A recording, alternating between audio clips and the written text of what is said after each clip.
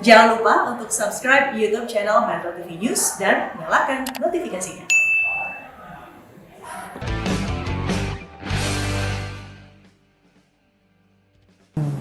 Soal kenaikan pangkat nih Pak, satu bicara soal teladan. Ada yang mengatakan polisi nakal, polisi bandel, polisi tidak disiplin karena para pimpinannya juga menunjukkan hal yang sama. Banyak petinggi di Polri yang menerima upeti, gratifikasi, terutama dari pengusaha, atau bahkan uang hitam, bandar narkoba, bandar judi online, dan lain-lain. Bagaimana Bapak menjawab tuduhan itu? Bahwa yang naik pangkat murni karena prestasi, bukan karena titipan atau gratifikasi dan lain-lain.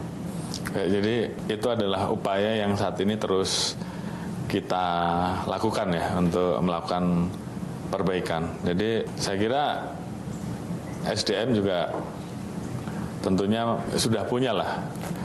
Dan saya memberikan ruang kalau ada dari SDM yang kemudian hanya untuk menyekolahkan atau memberikan pangkat atau mungkin memberikan jabatan tertentu membayar, ya udah laporkan langsung ke saya bila perlu. Kalau terbukti pasti saya proses. Jadi ini juga untuk menunjukkan bahwa kita, saya kira untuk masalah karir, masalah sekolah, hal-hal seperti itu di zaman saya jangan sampai ada lagi. Mungkin Ibu juga boleh cek ke saya bahwa memang ada pengelompokan terkait penghargaan yang bisa diberikan mungkin karena prestasinya di bidang penugasan di tempat-tempat tertentu, ada juga yang memiliki prestasi di bidang olahraga, atau dia memang memiliki hal-hal lain yang kemudian di mata publik dia pantas untuk mendapatkan penghargaan. Semua itu menjadi bagian yang kita nilai. Sehingga ke depan yang paling utama adalah saya tidak pernah mau mendengar bahwa yang namanya sekolah titipan pengusaha dimodali ya naik jabatan hanya karena masalah hal-hal yang sifatnya transaksional, dan saya kira itu saya membuka ruang bahwa terhadap hal-hal yang seperti itu tentunya akan menjadi evaluasi, dan kalau kedapatan apalagi yang sifatnya transaksional, saya turunkan tim untuk memeriksa. Oke, Pak Sigit, kasus Sambo, berbagai macam berita miring mengenai Polri. Tadi Bapak sempat mengatakan itu berpengaruh kepada rekan-rekan di bawah, terutama yang dekat sekali interaksinya dengan masyarakat. Sempat mereka tidak merasa percaya diri mungkin. Kami juga melihat sempat viral ketika ada iring-iringan polisi, masyarakat meneriaki, "Hei Sambo, Sambo," seperti itu. Apakah Bapak lihat sekarang dengan upaya yang Bapak lakukan untuk melakukan pembersihan potong dari kepala itu sudah mulai membuahkan hasil, terutama untuk kepercayaan diri dan kinerja dari para anak buah Bapak di akar rumput berinteraksi sama masyarakat? Kasus Sambo ini pukulan berat ya buat kami, itu jujur kita akui, karena memang itu berdampak sistemik dan sampai dengan anggota-anggota kita yang paling bawah. Dan pada saat saya memimpin Vicon, ya saya sampaikan bahwa pilihan kita sekarang adalah bagaimana mengembalikan trust publik, dan itu hanya bisa dilakukan dua hal: memperbaiki kualitas pelayanan kita, yang kedua menghindari pelanggaran. Jadi saya sampaikan untuk menjaga, untuk kembalikan marwah institusi, saya tentunya tidak akan ragu-ragu untuk mengambil tindakan keras terhadap para pelaku pelanggar. Demikian juga terhadap anggota-anggota yang melakukan perbuatan baik. Ini juga ada hal yang menarik, Mbak, yang tentunya buat saya sedikit surprise. Pada saat adik-adik dari Paskibra Nasional itu datang ke kami, pada saat itu kurang lebih tanggal 19 Agustus atau tanggal 20 Agustus. Dari kan peristiwa Sambo mulai kita tetapkan tersangka di tanggal 8 Agustus ya, diiringi dengan proses penanganan yang lain. Di situ mereka memperkenalkan diri dan kemudian menyampaikan cita-cita ke depan. Ya, alhamdulillah dari 68 orang Paskibraka Nasional itu kurang lebih sekitar 65 ingin menjadi polisi. Jadi itu surprise buat saya. Di tengah situasi yang ada itu juga membuat kita menjadi bersemangat kembali pada saat kami berkunjung ke daerah, bertemu dengan anggota, bertemu dengan tokoh-tokoh masyarakat, banyak yang memberikan support. Ya, jadi buat kami itu energi positif. Saya tanyakan ke anggota, dengan adanya pengungkapan yang ada, buat mereka ini juga membuat mereka percaya diri lagi bertemu dengan masyarakat. Jadi ya tentunya hal-hal tersebut menjadi semangat kami untuk bagaimana kita segera mengembalikan marwah institusi, tingkat kepercayaan publik, dan memang kita harus kerja keras. Yang tadinya kita berikan peringatan-peringatan dulu terhadap hal-hal yang melanggar dengan harapan bahwa mereka sadar. Kali ini saya kira saya sudah sampaikan bahwa saya tidak perlu lagi kasih peringatan, langsung kasih contoh aja.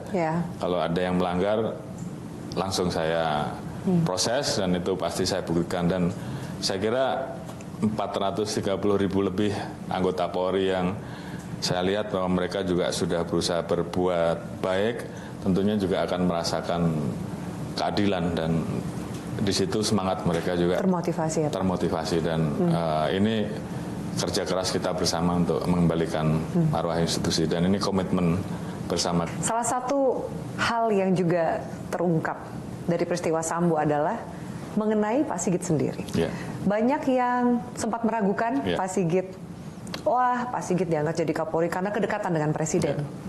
Kemudian pembawaan Pak Sigit yang tenang bisa disalahartikan sebagai orang yang lembek. Tapi dengan proses ini, sepertinya masyarakat melihat sisi lain dari seorang Pak Sigit sebagai Kapolri. Sempat menjadi trending topik bahkan. Mendapat pujian dari netizen dan masyarakat atas ketegasan Bapak. Jadi karakter Pak Sigit yang mana yang sebenarnya untuk Bapak sampaikan ke masyarakat? Karena memang kan dua hal yang selalu saya tekankan, bahwa kita harus bisa melaksanakan posisi Polri, dan ini selalu saya sampaikan dari awal, kita harus bisa tegas namun juga humanis.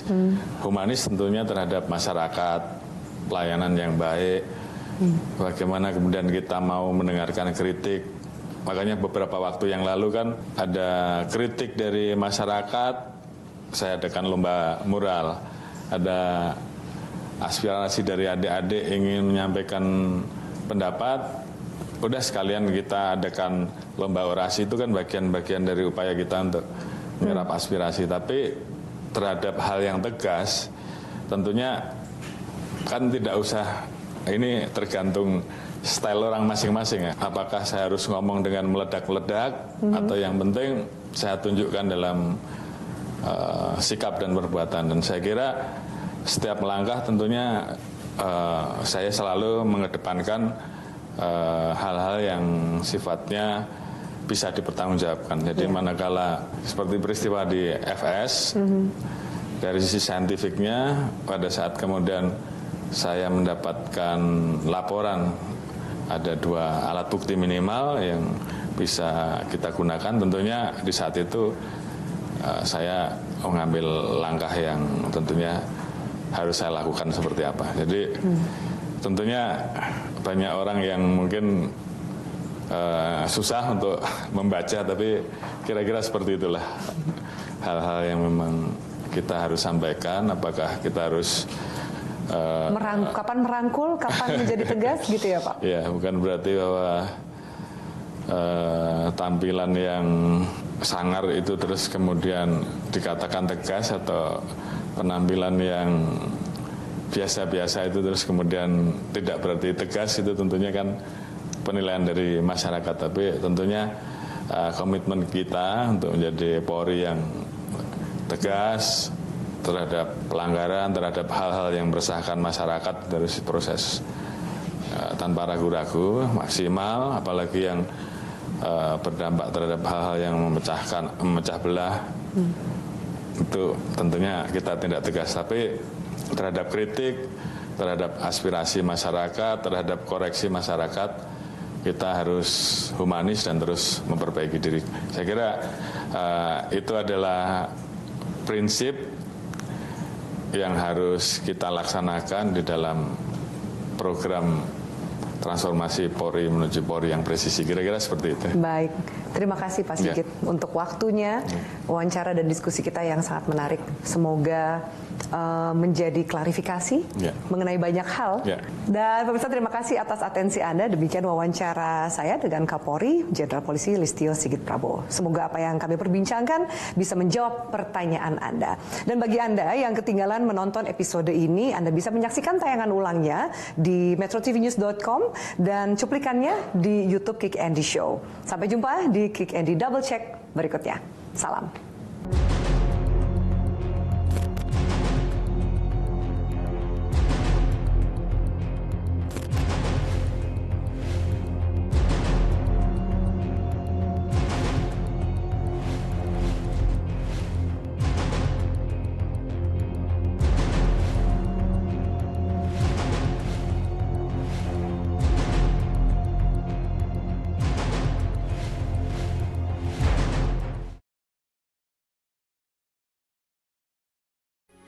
Metro TV